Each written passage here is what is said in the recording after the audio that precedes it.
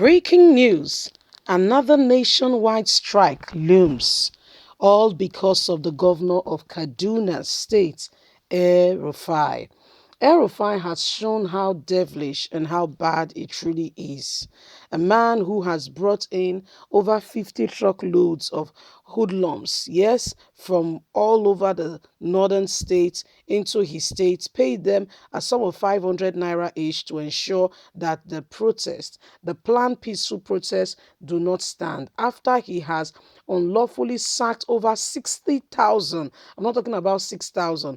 I mean, more than half of the population of workers in Kaduna State. Yet, some people will wonder why insecurity is what it is today. It's not a yardstick for anyone to delve into crime. However, this has been what has been going on. El-Rufai has taken the people for granted. Hence, nationwide, strike is inevitable, as this is the next big thing ongoing now as we speak. As a matter of fact, the National Union of Petroleum and Gas, Natural Gas Workers are also planning to join on this strike because El-Rufai has shown to everybody that he does not care for anyone. This is the person who is supposed to be a governor, giving direction, leading a state. Yet he has no compassion for people and does things as he chooses and as he pleases. Please don't forget to give us a thumbs up. Subscribe if this is your first time. Let's get the details of what is going on.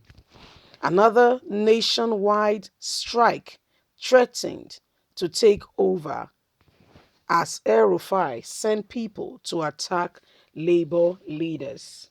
The National Union of Petroleum and Gas Workers have threatened to go on nationwide strike if the federal government of Nigeria fail to caution Kaduna State Governor El-Rufai, who has declared the leadership and organization of labor wanted. Should Nigeria government failed to look into this issue immediately, call El-Rufai to order, the strike will proceed as been announced. It will affect the supply and distribution of petroleum products all across the country.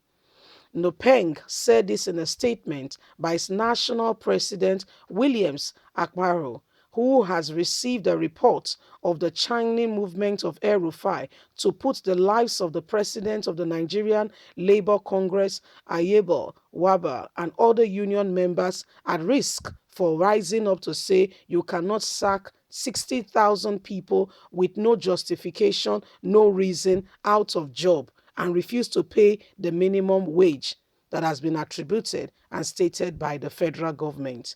This is what happened in Nigeria. Unprecedented times, and we have a government that is selfish and devilish. I'm sorry to use this combination of words, but trust me, my people, it is what it is. These people are so selfish to the extent that they don't want to see or hear from anybody. No, they don't want to see and hear from anybody.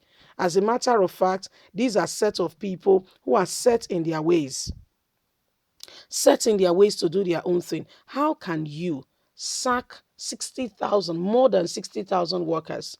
And even the left read, you know what he said? He said the money from the state, as soon as it comes, it goes on salary. Excuse me, are they not working a job that is productive, that is bringing in returns to the state? So you see, there is a lot of, happenings going on. It's a terrible thing. It's a terrible thing going on in this government, in this age and time. And nobody, I repeat, nobody is speaking. Those that try to speak, the labor union now is standing for the masses who have been seriously oppressed by this El-Rufai regime. And what do they get? Oppression. Serious oppression on them. Is this how you repay people who are standing up and defending the cause of integrity of their people? I don't think that is the way. Yet the federal government of Nigeria do nothing about it. Keep quiet and allow these people to go to suffer unjustly. It is no longer accepted. They've done it in time past. They've gone away with it. But people are not going to stand back, fold their arms, and allow this administration and this government to continue to oppress Nigerians. It's called oppression. Before the independence came, that's what people were saying, oh, by the time we have our independence, we'll be a free people and nobody will oppress us. I beg your pardon. The oppression now is worse than it was even before the emergence of independence.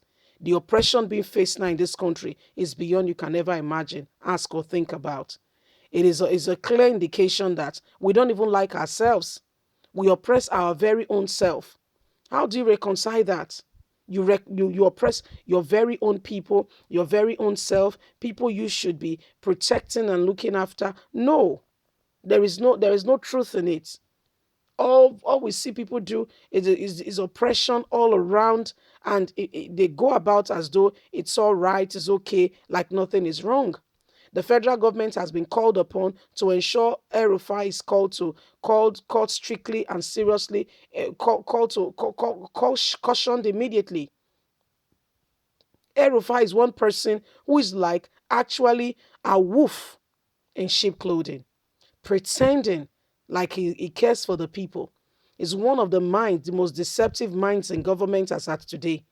A two-edged, double-edged sword. Look at what he did in Kaduna South. Later, he was one of the first persons who took money out of this country, went abroad to give to other Fulani herdsmen in West Africa, telling them that they should not, not knowing, later got to hear and reveal that it was his way of encouraging them that they should go ahead, buy arms, and do this and do that, and come to Nigeria to inflict the pain that is going on. Don't forget that former assistant director to CBN also revealed that El-RUFAI is one of the persons that have been identified, as the leader of the B-boys, and nobody is saying anything. He's never been investigated because Nigerian government is so crafty. One of the things they have quickly done for themselves is ensuring that they are not probed. So they do what we call immunity. So they fortify themselves on the grounds of immunity, and so nobody touches them. They stay in office, go out of office, yet that nobody touches them. This is not acceptable. No way, it's not acceptable in any way, form, or kind.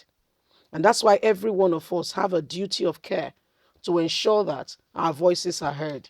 Every one of us, you and I, have a duty to ensure that we speak out on every wrongdoing in our nation. We'd like to hear from you. Leave us a comment. Please don't forget to like us, share, subscribe. Thank you so much. God bless you. Do have a lovely and a fantastic day.